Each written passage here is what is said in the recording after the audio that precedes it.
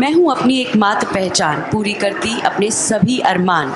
ना देखूँ मैं किसी का सहारा, मैंने खुद अपनी तकदीर को संवारा। नमस्कार, ग्लोबल मेटा फाउंडेशन के स्पेशल एपिसोड में आप सभी का स्वागत है। एक औरत अगर ठान ले तो वो कुछ भी कर सकती है।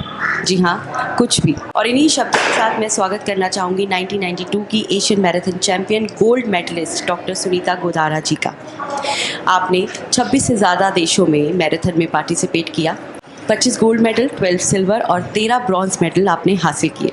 हेल्थ फिटनेस ट्रस्ट की आप फाउंडर हैं और साथ ही नारी शक्ति केंद्र की आप डायरेक्टर भी हैं। मैम, आपका हमारे प्रोग्राम में बहुत बहुत स्वागत है। Thank you so much. तो doctor Sunita Godara, Asian marathon champion. हम जब भी किसी को देखते हैं ना ऊंचाइयों पर, तो हमें अक्सर लगता है कि मतलब हम बड़े खुश होते हैं, पर उस ऊंचाई तक पहुंचने के लिए हर एक इंसान की एक स्टार्टिंग पॉइंट होता है, एक जर्नी होती है। तो doctor Sunita Godara, Asian marathon champion, health fitness trust के साथ या बाकी जो भी आपकी ऑर्गेनाइजेशंस हैं उनके साथ आप कैसे जुड़े? एक्चुअली क्या हुआ, जब मैं 92 में एशियन चैंपियन बनी तो एक होता है ना, एक अल्टीमेट जो गोल होता है वो आपको मिल गया जी। उसके बाद आपके मन में वो चाह जो शुरू से थी मेरे मन में कि मुझे समाज के लिए कुछ करना है। तो कैसे करें? अब सुनीता गोदारा को तो कोई सपोर्ट करेगा नहीं, क्योंकि इंडिविजुअल को नहीं सपोर्ट करते हैं, संस्था को करते हैं। तो इस तरह से हमारी हेल्थ फिटनेस ट्रस्ट संस्था का एक तरह से रजिस्ट्रेशन हुआ। और शुरू में मेरा जो ड्रीम था वो था हम हेल्थ, स्पोर्ट्स, फिटनेस और जुम्बा, एरोबिक्स, उस जमाने में एरोबिक्स हुआ करता था, आजकल जुम्बा होता है। और स्पोर्ट्स की मूवी बनाएंगे, एरोबिक्स की मूवी बनाएंगे, एक स्पोर्ट्स स्कूल खोलेंगे, इस तरह के दिमाग में ख्याल आए। आप बिलीव नहीं करोगे, 94 में जब मैंने अपनी इस हेल्थ फिटनेस संस्था को रजिस्टर किया, उस वक्त यही मैंडेट था, बाई लॉज में यही सब कुछ था।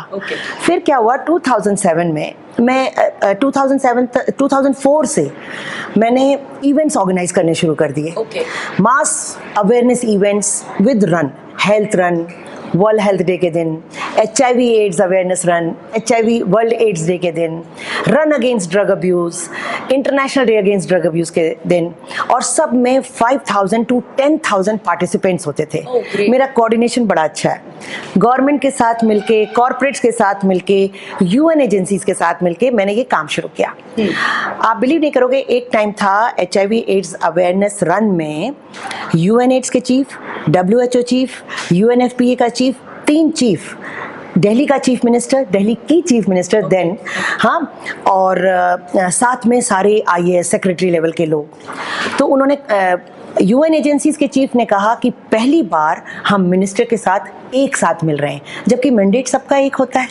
क्योंकि मैंडेट एक था कि सबको HIV एड्स अवेयरनेस पे काम करना है, उसकी अवेयरनेस फैलानी है। 2003 में it was a taboo, AIDS, और उस वक्त मैंने अवेयरनेस शुरू की थी। तो ये शुरुआत ऐसे हुई। तो मैं आपसे ये कैसे चाहूंगी कि हेल्थ फिटनेस ट्रस्ट, ये नाम कैसे आपने दिया? क्योंकि मैं स्पोर्ट्स वाली थी, हाँ। तो मैंने कहा मुझे तो ये करना है, हेल्थ फिर चाहिए, फिटनेस भी चाहिए और इसकी अवेयरनेस करनी है। फिर क्या हुआ कि ये जो वुमेन एम्पावरमेंट का जब दौर शुरू हुआ मेरी लाइफ में आया 2007 में। दिल्ली गवर्नमेंट की से ही मेरे पास में ये प्रपोजल आया कि gender resource centre for women आपने शुरू करना है दिल्ली गवर्नमेंट के साथ। मैंने शुरू किया, 3 साल उनके साथ काम किया। उन्होंने हमेशा, वो लोग सेमिनार्स में बोलते थे कि NGOs को ना सेल्फ सस्टेनेबल होना चाहिए, हमेशा गवर्नमेंट की तरफ या स्पॉन्सरशिप की तरफ नहीं देखना चाहिए, कुछ ऐसा काम करना चाहिए, एम्पावरमेंट का काम हो, वोकेशनल ट्रेनिंग हो, लेकिन सेल्फ सस्टेनेबल हो NGO। सेल्फ सस्टेनेबल कैसे रहेगी? एक नॉमिनल फी रख के होगी और प्राइवेट डोनर्स को इकट्ठा करेगी, गवर्नमेंट के ऊपर आश्रित नहीं होगी। तो मैंने गवर्नमेंट का प्रोजेक्ट छोड़ के अपना स्त्री शक्ति केंद्र शुरू किया। ये आप जो देख रहे हैं, ये मेरा स्त्री शक्ति केंद्र है। तो सुनीता जी, आप आर्ट ऑर्गेनाइजेशन को मॉनिटर करती हैं, तो मैं पहले तो सबसे पहले जानना चाहूँगी वो आर्ट ऑर्गेनाइजेशन कौन सी है, ताकि हमारे व्यूअर्स को भी पता चले कि आप किस तरह से काम कर रही हैं। मैं ये मानती हूँ, ये हेल्थ फिटनेस ट्रस्ट मेरी बेबी है, जो अब हमने इसको 94 में शुरू किया था, तो 28 ईयर्स की हो चुकी है। इसके बहुत छोटे छोटे ऑफशूट हैं और अगर मैं कहूँ कि छोटे छोटे सिबलिंग्स आए। सबसे पहले स्त्री शक्ति केंद्र आया, फिर health fitness trust taekwondo academy आई, जो कि फेडरेशन ऑफ इंडिया से एफिलिएटेड है, जिसमें मैंने स्लम की लड़कियों को 17,000 लड़कियों को सेल्फ डिफेंस का प्रोजेक्ट किया। 35 लड़कियों को ब्लैक बेल्ट बनाया जो स्लम से आती थी, और आज वो अपनी अपनी जगह कमा रही हैं, खा रही हैं। तो हेल्थ फिटनेस ताइक्वांडो एकेडमी। फिर जब एरोबिक्स जुम्बा शुरू हुआ तो हमारा एक जुम्बा फिटनेस ग्रुप शुरू हुआ, वो भी यहाँ पर होता है। इसके अलावा मेरे क्लब शुरू हो गए। मैं मैराथन की चैंपियन हूँ, तो मैंने मैराथन क्लब शुरू किया। उस ज़माने में इंडिया में बिल्कुल क्लब नहीं होते थे। मैंने 94 में क्लब शुरू कर दिया था, और उसके बाद चैंपियंस क्लब शुरू किया। फिर स्केचेस से मेरा कांटेक्ट हुआ। स्केचेस का दिल्ली क्लब की मैं एडमिन और चीफ कोच हूँ। हमारा लोधी गार्डन में चलता है दिल्ली स्केचेस क्लब। और इसके अलावा 5 साल पहले ion ball federation of India ने मुझे चेयरपर्सन बनाया, एडवाइज़र बनाया, और दिल्ली की बागडोर संभालने को दी। तो आयन बॉल क्या है? ये एक बहुत ही नया गेम है जो कि बहुत कलरफुल होता है, बहुत एजिलिटी चाहिए इसमें। और इस गेम में little bit of basketball, little bit of volleyball, little bit of football और लिटिल बिट ऑफ स्प्रिंटिंग, तो एथलेटिक्स, 4 गेम का एक मिश्रण है जो स्कूल में इंट्रोड्यूस हो चुका है, पुलिस में इंट्रोड्यूस हो चुका है, और ये बहुत ही तरक्की बहुत फास्ट कर रहा है। फास्ट ग्रोइंग स्पोर्ट्स है। फास्ट ग्रोइंग मैं इसलिए कहूँगी कि 3 साल हुए हैं, 3 नेशनल्स हो गए, 1 वर्ल्ड कप हो गया है, 1 वर्ल्ड कप होने जा रहा है 2022 में, और स्टेट चैंपियनशिप तो हो ही रही हैं हर साल। और इस साल हम मिनिस्ट्री को भी अप्रोच कर रहे हैं कि इसको एफिलिएट कर लें। तो ये इंडियन ओलंपिक एसोसिएशन के साथ में जब एफिलिएट हो जाएगा तो 5 साल में ये तरक्की काफ़ी अच्छी। तो आपको क्या लगता है जो आयन बॉल जो ये गेम है, हम आगे जाके इसे किस लेवल पे देखेंगे? ये भी इंटरनेशनल लेवल पे तो है ही, प्राइवेट तौर पे है, और ये जब रिकॉग्नाइज हो जाएगा तो इसमें भी इंटरनेशनल होने लगेंगे हमारे देश में, क्योंकि पहले से प्रैक्टिस में है। राइट। तो अभी तक अगर हम इतनी सारी ऑर्गेनाइजेशंस की बात करें तो कितने लोग आपके साथ जुड़ चुके हैं और क्या क्या उन लोगों को बेनिफिट्स मिले? अगर मैं इवेंट्स की बात करूं तो हर साल 20,000 यूथ को मैं कनेक्ट करती हूं अपने साथ। 20,000 यूथ का मतलब होता है 1 लाख फैमिलीज हर साल इवेंट के थ्रू मेरे साथ कनेक्ट होती हैं। इस संस्था की बात करूं जहां स्त्री शक्ति केंद्र चलता है, तो यहाँ पर 200 महिलाएं हर महीने कोर्स करने आती हैं। अच्छा। 6 महीने में चेंज हो जाती हैं। 5 हमारे सेगमेंट चलते हैं, तो 1,000 महिलाएं 6 महीने के लिए और 2,000 महिलाएं पूरे साल के लिए। तो हर साल 2,000 इस तरह से हम अभी तक कम से कम 20,000 महिलाओं को अपना टच दे चुके हैं, स्किल ट्रेनिंग करा चुके हैं, और वो एम्प्लॉयबिलिटी दे चुके हैं। और अगर बच्चों की बात करें तो एजुकेशन में किस तरह से? एजुकेशन में हमारे पास में ट्यूशन्स हैं, इंग्लिश स्पीकिंग कोर्स है, और साथ में हम कोलेब्रेशन पे काम करते हैं। तो हमने साई संस्कार के साथ में कोलेब्रेशन किया हुआ है, और एजुकेशन वो देखते हैं, छोटे बच्चों का, बड़े बच्चों का ट्यूशन का। अच्छा। तो जैसे अब हमने यहाँ पर नारी आपके इसमें हेल्थ फिटनेस ट्रस्ट में हमने देखा बच्चे स्विंग कर रहे हैं, सिलाई बुनाई कर रहे हैं, या अगर हम बात करें ब्यूटी पार्लर्स का काम कर रहे हैं, तो आगे इन बच्चों के आप फ्यूचर को कैसे देखते हैं और किस तरह से ये ऑर्गेनाइजेशन उनको हेल्प करती है? ब्यूटी कल्चर में 80% एम्प्लॉयबिलिटी है हमारे संस्था के थ्रू। जो भी यहाँ से करते हैं, हमारे संस्था में कांटेक्ट करते हैं ब्यूटी पार्लर्स, और यहाँ से वो ब्यूटिशियन जाती हैं। दूसरा, हमारे संस्था की बहुत सी ऐसी ब्यूटिशियंस हैं जो हमारे हेल्थ फिटनेस ट्रस्ट का सब सेंटर चला रही हैं। कश्मीर में भी हमारा सब सेंटर चल रहा है। इसके अलावा वो जो पर्सनल होती है ना, पर्सनल ग्रूमिंग, वो करती हैं। होम टू होम क्लास वो देती हैं, जाके ब्यूटिशियन का कोर्स, हाँ, सर्विस देती हैं, होम टू होम सर्विस देती हैं। कटिंग टेलरिंग की बात करूं तो आपने देखा होगा कि अपने कपड़े खुद सिलने लगती हैं सबसे पहली बात, फिर उनके कपड़े देख के दूसरे ऑर्डर आने लगते हैं। कुछ लोग, क्योंकि यहाँ पे स्लम में रहती हैं कुछ लड़कियाँ, तो उनके पास में कुछ ऑर्डर्स आते हैं हेमिंग का, स्टिचिंग का, तो वो करती हैं।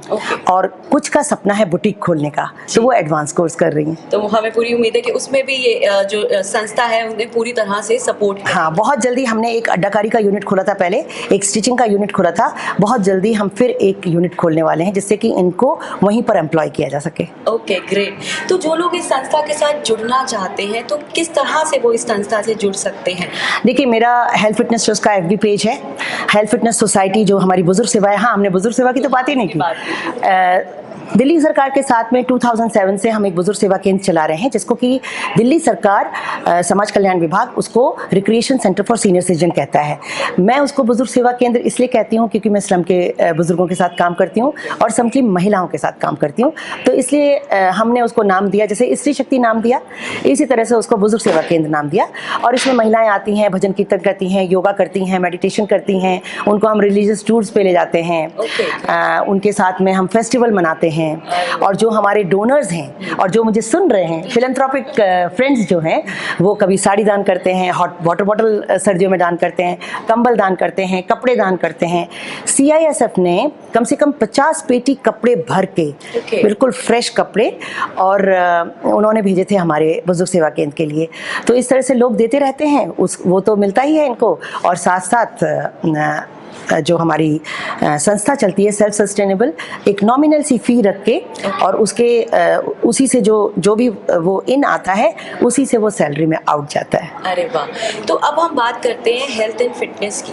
तो जिन बच्चों को आप ट्रेनिंग देती हैं, जिन बच्चों को आप सिखाती हैं, एक्सरसाइज करवाते हैं, तो डाइट और न्यूट्रिशन एक बहुत इंपॉर्टेंट फैक्टर होता है हमारी बॉडी के, तो उस तरह से कैसे हेल्प करते हैं आप उन बच्चों? देखो, जैसे मैं एक जॉगर टर्न मैराथनर हूँ और मैंने डाइट पे बहुत रिसर्च करी और अपने 54 kg को 45 kg तक लाके मैंने एशियन गोल्ड जीता। अरे वाह। तो और मैं लेक्चर्स देती हूँ डाइट एंड न्यूट्रिशन पे, एक मैराथन रनर की क्या रिक्वायरमेंट है वो, क्योंकि मैंने खुद किया हुआ है। 26 कंट्रीज में मोर देन 200 इंटरनेशनल रेसेस जीती हुई हैं। मतलब मैं सिर्फ फिनिश की बात नहीं कर रही हूँ, आई रिटायर्ड एज चैम्पियन। तो क्या खाना चाहिए, लोगों को आश्चर्य होता है कि एक मैराथन रनर को लेडी को 45 kg की है, 1400 कैलोरी से ज़्यादा की ज़रूरत नहीं है, लेकिन वो कैलोरीज जो वो खा रही है वो क्या है ये ज़्यादा इंपॉर्टेंट है। वो पूरा न्यूट्रिशन है या नहीं। इसके साथ साथ सप्लीमेंट्स, मतलब आप लोगों को शायद कईयों को नहीं पता होता है, बाइकार्बोनेट, इनो, ये जो इनो होता है दैट हेल्प्स बॉडी, रनर की बॉडी को क्रैम्प्स नहीं पड़ने देता है, लैक्टेट नहीं बिल्डअप होने देता है। तो ये सारी चीज़ें बहुत ज़रूरी हैं। हमारा अदरक, गार्लिक, इसका पेस्ट बहुत ज़रूरी है, कट पीस करके भी खा सकते हैं, ये जॉइंट्स में पेन नहीं होने देता है। तो ये सब आजमाए हुए नुस्खे हैं और मैं यही अपने रनर्स को बताती हूँ। स्प्राउट ज़रूर होना चाहिए, फिर ओट्स, दलिया, वो सब तो है ही, फ्रूट्स, नींबू, कुछ ज़रूरी चीज़ें हैं, बहुत सारा सैलड, प्याज वगैरह वगैरह, ये सब बहुत ज़रूरी है। जितना सात्विक खाएंगे, जितना नेचुरल खाएंगे, उतने ज़्यादा एनर्जेटिक रहेंगे। तो आप उन्हें डाइट के बारे में भी बताती हैं? हाँ, मेरा बहुत साइंटिफिक ट्रेनिंग है। मैं हमेशा कहती हूँ कि क्वालिटी जो है ना वो अच्छी होनी चाहिए क्वांटिटी से। तो बड़ी स्मार्ट ट्रेनिंग करनी चाहिए। आपका रोज़ माइलेज पे माइलेज किए जा रहे हैं, मैराथन रनर है तो माइलेज किए जा रहे हैं, ऐसे नहीं होता है। आपको वेरिएशंस देने होते हैं वर्कआउट्स में। जब आप वेरिएशन देते हैं तो आपकी इम्प्रूवमेंट ज़्यादा अच्छी होती है। और एक साल के अंदर जो बस नॉर्मल रनर थे वो आज पोडियम फिनिशर हैं मेरे क्लब के। नहीं, वाकई ये आपकी मेहनत है और सबसे बड़ी चीज़ है बच्चे इतने लकी हैं जो आपसे ट्रेनिंग ले रहे हैं, उनके लिए बहुत ही ये सौभाग्य वाली बात है। अच्छा, मैंने जब आपका प्रोफाइल पढ़ा तो उसमें मैंने देखा कि एंटी ड्रग्स के बारे में भी आप कैंपेन, ये सब चीज़ें आप उसमें भी रही हैं, तो उसके बारे में भी हमारे व्यूअर्स को बताइए। एक्चुअली 1998 में हमने डोपिंग इन स्पोर्ट्स जो बहुत ही शुरू हो गया था, उसके अगेंस्ट एक मुहिम छेड़ी, PIL किया, public interest litigation, high court में। तो ये हमारा 98 से चल रहा है, हम ड्रग अब्यूज़ के खिलाफ लड़ रहे हैं। उसके बाद 2003 में, क्योंकि मैं दिल्ली गवर्नमेंट के साथ थोड़ा जुड़ी हुई थी, तो उस ज़माने में भी मतलब दिल्ली गवर्नमेंट के प्रोजेक्ट करती थी, तो मेरे दिमाग में आया कि एक एंटी ड्रग रन करते हैं। और उस ये जो 26 जून है, international day against drug abuse and illicit trafficking, 2003 में हमने शुरू किया था बिना किसी ब्रेक के। आज तक हम एवरी 26 जून, पहले इंडिया गेट में करते थे, अब फिर नेशनल स्टेडियम में आए, फिर नेहरू स्टेडियम में आए, हर साल 5000 रनर्स को लेके हम ये एंटी ड्रग प्रोग्राम करते हैं जो कि इंटरनेशनल डे पे होता है। और इसमें मैं अकेली नहीं होती हूँ, मेरे साथ मिनिस्ट्री ऑफ सोशल जस्टिस होती है, दिल्ली गवर्नमेंट होती है, मिनिस्ट्री ऑफ होम अफेयर्स का नार्कोटिक कंट्रोल ब्यूरो होता है, सारी पुलिस फोर्स होती है। मतलब BSF, CISF, CRPF, ITBP सारी, मतलब कोई भी छूटती नहीं है। इसके साथ साथ हमारे साथ स्काउट्स, NCC इनके बच्चे होते हैं, बहुत सारे स्कूल्स होते हैं। भाई 5000 कहाँ से लाएंगे, ऐसे ही तो लाएंगे। और कॉलेज होते हैं। इसके अलावा NGOs होती हैं। तो ये जो एंटी ड्रग है ये एक अवेयरनेस प्रोग्राम है। फिर हमारे साथ में ऑर्गेनाइजेशंस जुड़ गए, वर्ल्ड ड्रग फ्री वर्ल्ड जुड़ गया। और सबसे बढ़िया बात है कि कॉर्पोरेट्स जुड़े हुए हैं जो डे 1 से जुड़े हुए हैं। ONGC है, NTPC है, IGL है, इंडियन ऑयल है, ये सारे डे 1 से यानी कि 2003 से जुड़े हुए हैं। तो इन्होंने इसको अपना एनुअल प्रोग्राम मान लिया है because it's a good cause and everybody needs it awareness के लिए। तो उन्होंने इसको अपना एनुअल, मतलब 26 जून को ये कहते हैं ना, कहीं की ईंट कहीं का रोड़ा, भानुमति ने कुनबा जोड़ा, बहुत बड़ा कुनबा जोड़ लिया है। तो कभी ऐसा कोई आप हमें कुछ केस बता सकती हैं जो ड्रग्स में हो और आपकी ऑर्गेनाइजेशन या आपके साथ जुड़ने से वो इस चीज़ से बाहर निकल पाए? देखिए, कुछ ड्रग रिकवर्ड एडिक्ट्स होते हैं जो जिनको कि ऐसा माहौल चाहिए होता है जिससे कि वो रिलैप ना, मतलब उनका रिलैप्स ना हो जाए, वो फिर से ड्रग में ना चले जाए। तो मैं तो अवेयरनेस में हूँ, मैं ड्रग डी एडिक्शन सेंटर्स नहीं चला रही हूँ।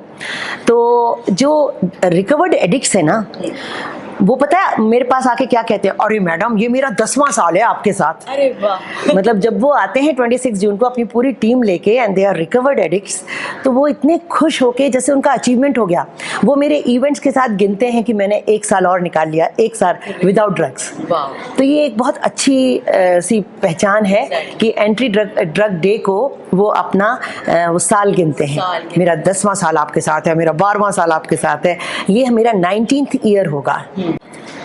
19 साल, मतलब ये 19वां साल है। हम 18 साल से ये इवेंट करा रहे हैं। सच अ प्राउड मोमेंट। बहुत अच्छा लगता है। अच्छा, मैंने ये भी सुना है कि जो आपके स्टूडेंट्स हैं वही आपके टीचर्स भी हैं। हाँ, इस स्त्री शक्ति केंद्र में क्या होता था कि जैसे जो पहले स्टूडेंट आए वो अच्छे से जब ट्रेनिंग कर लिए तो हमने फिर उनमें काबिलियत देखी तो उनको हमने एम्प्लॉय कर लिया। पहले असिस्टेंट टीचर बनाया, फिर वो कुछ हेड बन गए, अच्छा, कुछ ट्रेनर बन गए। आप एक स्पोर्ट एक्टिविटीज भी हैं, तो एलीट क्लब जो है आप चलाती हैं, उसके बारे में हमें बताइए। देखो, अगर वुमेन एक्टिविस्ट तो हुई, वुमेन एम्पावरमेंट पे काम कर रही हूँ, कोई भी वुमेन का इशू आता है चैनल पे, मतलब कुछ भी इशू हो तो मेरा कमेंट जाता ही जाता है। ओके, विमेन एम्पावरमेंट हो गया, तो साथ साथ ये जो स्पोर्ट्स एक्टिविज्म है ये शुरू हुआ था डोपिंग इन स्पोर्ट्स में PIL करके। फिर हमने क्लीन स्पोर्ट्स इंडिया का नारा दिया। उसके बाद इंडिया अगेंस्ट करप्शन, जिससे अन्ना आंदोलन खड़ा हुआ। CWG के खिलाफ जो मतलब स्कैम हुआ था करप्शन, उसके खिलाफ आवाज़ उठाई। मैं सिग्नेटरी भी थी इंडिया अगेंस्ट करप्शन के, उसमें CWG के लिए जो हमने PIL किया था।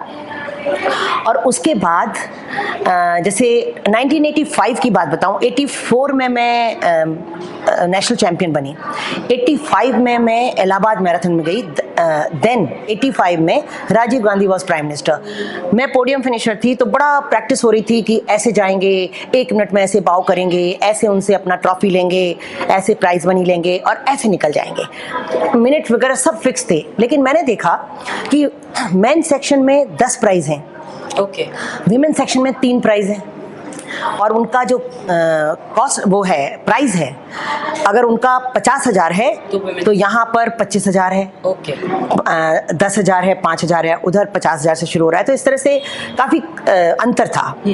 तो मेरे पीछे जो गर्ल्स आई थी 4th, 5th, 6th, उनके लिए, और एक 60 इयर्स ओल्ड थी, वो रो रही थी कि मैंने तो सोचा था मुझे 5,000 तो मिल ही जाएंगे।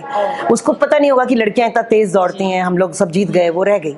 तो वो रो रही थी, उसको कोई अंदर भी नहीं घुसने दे रहा था उस सेरेमनी में। बड़ी शानदार सेरेमनी थी वो। तो मैं उस समय स्कूल टीचर थी, तो मेरी जितनी मतलब बना, मैंने उसमें 1000 रखे, लिफाफा बंद किया, और जब मैं गई प्राइम मिनिस्टर के पास, मैंने कहा प्राइज मनी बहुत कम है लड़कियों में, सिर्फ 3 को है, तो वो जो लेडी बाहर खड़ी है 60 इयर्स की, मैं अपनी तरफ से उसको देना चाहती हूँ। उसने ले लिया प्राइम मिनिस्टर ने, और मैंने कहा वो उसको अंदर नहीं आने दे रहे हैं, उसको अंदर बुलाया गया, ये एक्टिविज्म होता है। हाँ, उसको अंदर बुलाया गया और उसने उसी समय अनाउंस कर दिया कि आप इंदिरा गांधी के नाम से मैराथन करते हैं और प्राइज मनी में इतना डिफरेंस रखते हैं। अच्छा, उसी वक्त अनाउंस हो गया और आज वो 85 की बात है और आज तक लड़के लड़कियों में सारी प्राइज मनी सेम होती है, नहीं तो 85 से पहले सेम नहीं थी। तो इस बात का बड़ा फक्र होता है कि हमने आवाज उठाई, डरे नहीं, हाँ, आवाज उठाई तो हो गया।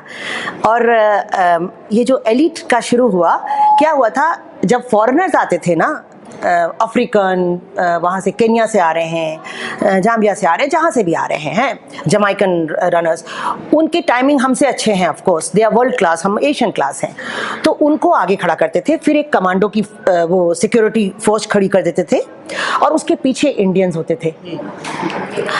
तो कुछ हमारे में से जो इंडियन टॉप नेशनल्स होते थे ना, वो चुपके से जाके उनके आगे खड़ा होने की कोशिश करते थे उनके साथ, कि साथ दौड़ेंगे तो 10 सेकंड का फर्क जो है तो अच्छा रहेगा।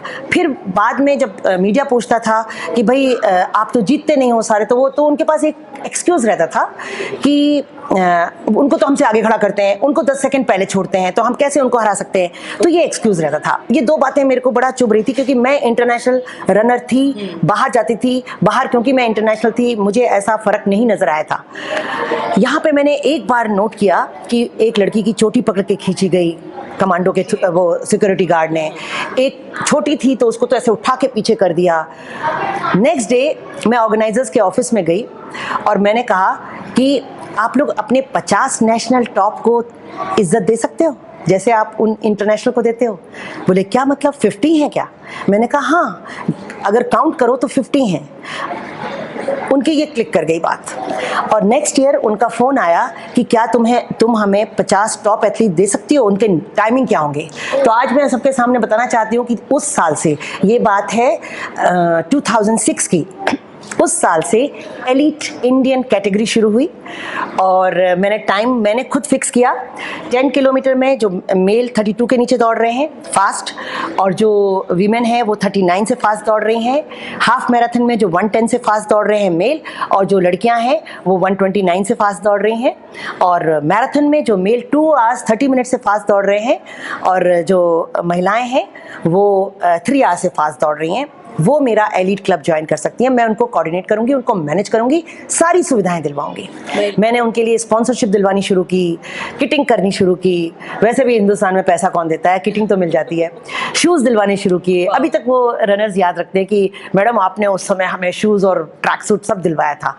फ्री होटल करवाना शुरू किया, सब ऑर्गेनाइजर्स से। लेकिन somebody should be there to ask for it, ना? वो अपने कोई होना चाहिए जो कोऑर्डिनेट कर ले और आपको ये सारी सुविधाएं दिला दे। तो ये शुरुआत मैंने की थी, ये एलीट वर्ड ही इंडिया में मैंने शुरू किया। आप खुद कैसे एलीट बनी? मैं खुद कैसे एलीट बनी, ये शुरुआत हुई है 1985 में, जब मैंने 84 में जब मैंने नेशनल मैराथन विन की। और उस समय प्राइज मनी नहीं होती थी। मतलब मैं बड़े फक्र के साथ कहती हूँ कि मैंने ना प्राइज मनी के लिए दौड़ना नहीं शुरू किया है। वहाँ पर अनाउंसमेंट हुआ कि the winner will be sponsored to London और बॉस्टन मैराथन। तो मैं तब श्री अरबिंदो आश्रम में एज अ हॉस्टल वार्डन भी थी, स्पोर्ट्स टीचर भी थी। और अब लंदन बॉस्टन जाना है, कहाँ जाएं? तो बॉस्टन जाते हैं, लंदन बीच में स्टॉप ओवर आता है, वहाँ तो रुक जाएंगे। मैं बॉस्टन मैराथन गई। वहाँ इंडिया में उस समय ना महिलाओं का जो नंबर था वो बहुत कम था। टफ गेम माना जाता है मैराथन, अभी भी टफ माना जाता है, लेकिन अब हैं बहुत सी डेयरिंग हैं लेडीज़ जो कर रही हैं, गर्ल्स जो कर रही हैं। उस ज़माने में बहुत कम हिम्मत करती थी। डर लगता था कि 42 किलोमीटर्स करेंगे तो शायद काले हो जाएंगे, 42 किलोमीटर्स करेंगे तो फिर बाद में हो सकता है हमारी फर्टिलिटी कम हो जाए। बड़े डरा दिया जाता था, तो कम करती थी। शादी होनी है लड़की की, लड़की बिल्कुल कांटे जैसी लगती है तो उसकी शादी नहीं होगी, ऐसी ऐसी बातें थी।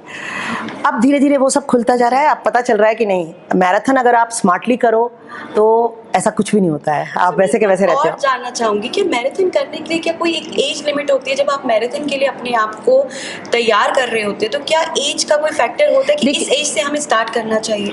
देखिए, मैराथन में 18 से नीचे वालों को अलाउड नहीं है। अच्छा। तो जो बच्चे मैराथन कर रहे हैं और जो मुझे सुन रहे हैं, बच्चों का मैराथन करना इज अ हाराकारी। आप अपने आप को किल कर रहे हैं। आप उस समय 3 किलोमीटर्स करिए, क्रॉस कंट्री करिए, 5 किलोमीटर करिए, 10 किलोमीटर करिए। मैराथन आप तभी करें जब आप 17 और 18 के हों, क्योंकि वो वैसे भी 18 से पहले medically advisable and officially also. आप अगर 18 के नहीं हैं तो आप मैराथन में एंटर नहीं कर सकते, इवन हाफ मैराथन में। तो वो शुरुआत होती है 20-22 में जाके आप अपना बेस्ट करना शुरू करते हैं, और जो आपका टॉप मोस्ट परफॉर्मेंस है वो 25 पे आता है। अच्छा, और आपकी क्या एज थी? मैं 32 की थी जब मैंने एशियन गोल्ड जीता, क्योंकि मैंने शुरुआत ही तब की थी जब मैं 24 साल की थी। तो I was a late starter, लेकिन मेहनती बहुत थी। ऑफ कोर्स, तो एज कोई मैटर नहीं करती मुझे लगता है। हाँ, अगर हमारे मैंने जुनून हो किसी चीज 40 इयर्स की जब मैं थी तभी मैं टॉप 10 थी इंडिया में। अरे वाह। और उसके पहले तो जब तक मैं ओपन में दौड़ रही थी तो हमेशा टॉप 3 में रही। साउथ ईस्ट एशिया में मैंने सारी मैराथन्स विन की हैं, तो मुझे मलेशियन मैराथन क्वीन कहा जाता था। अब इंडिया में मैराथन क्वीन कहने लगे हैं मेरे काम की वजह से, लेकिन जीतने की वजह से मुझे तब कहा जाता था। और मैं कैसे एलीट बनी, क्योंकि मैंने इतनी इंटरनेशनल एक्सपोजर करी है अपने आप को, आप बिलीव नहीं करोगी। सिर्फ जीतने के लिए नहीं, सीखने के लिए मैं London marathon, Boston marathon, Switzerland marathon, New York marathon, ऐसी Australia, Melbourne marathon, Berlin marathon, और अगर मैं याद करूँ टॉप की जो मैराथन है ना, वहाँ जाके, क्योंकि मैं वहाँ पे फर्स्ट 50 में तो होती थी, लेकिन टॉप 10 में सिर्फ मैं 2 बार रही हूँ, लंदन में और पेरिस में। ओके। पेरिस में मैं 10th आई थी, तो दैट वाज यूरोप की मैराथन में 10th आना भी बहुत बड़ी बात थी। बट मैं वहाँ जाती इसलिए थी कि मैं विनर नहीं हूँ, I am not best in the world, I am only best in Asia at that time. तो मुझे अभी बहुत मेहनत करनी है, ये एक मन में रहता था। Okay. तो और ये सब करने का मुझे जो फ़ायदा मिला है वो एटलांटा ओलंपिक टॉर्च। ओके। मुझे ऑर्गेनाइजर्स ने सेलेक्ट किया, उनको ऐसे top runners of country, her country के टॉप रनर्स की तलाश थी जो वाइडली ट्रेवल्ड हों, कि जो 2.5 किलो की जो टॉर्च है उसको जब लेके जो टॉर्च बेरर जा रहे हैं, कहीं एक्साइटमेंट में उनसे गिर न जाए, तो उनके साथ में एक एस्कॉर्ट रनर रहेगा, वो होगा जो अपनी अपनी कंट्री का टॉप होगा। और तब मेरा सिलेक्शन हुआ था इंडिया से। तो हम अपने अगले अंक में ये जानेंगे कि बुलंदशहर की सुनीता गोधारा कैसे डॉक्टर सुनीता गोधारा बनी, एक एशियन मैराथन गोल्ड मेडलिस्ट बनी। उसके लिए देखिए हमारा नेक्स्ट एपिसोड। तो thank you so much Sunita ma'am, आपने हमें इतनी अच्छी चीज़ें बताई, अपने फिटनेस ट्रस्ट के बारे में हमें बताया, एंड आई होप और भी लोग आपके साथ जुड़ना चाहेंगे। और मुझे लगता है कि जिन भी जनरेशन को आप ट्रेन कर रही हैं, तो वो जिस तरह से आपने अपने देश का नाम रोशन किया है, वो एक दिन आपका भी नाम ज़रूर रोशन करेंगे। कोशिश तो यही है। और मेरा फेसबुक पेज है, मेरा यूट्यूब चैनल है, बस सुनीता गोधारा गूगल कर लो, मेरा नंबर मिल जाता है, कोई भी मुझसे कभी भी जुड़ सकता है। And it's such a proud moment for me also to sharing this stage with you. Thank you so much, ma'am. Thank you so much. Thank you.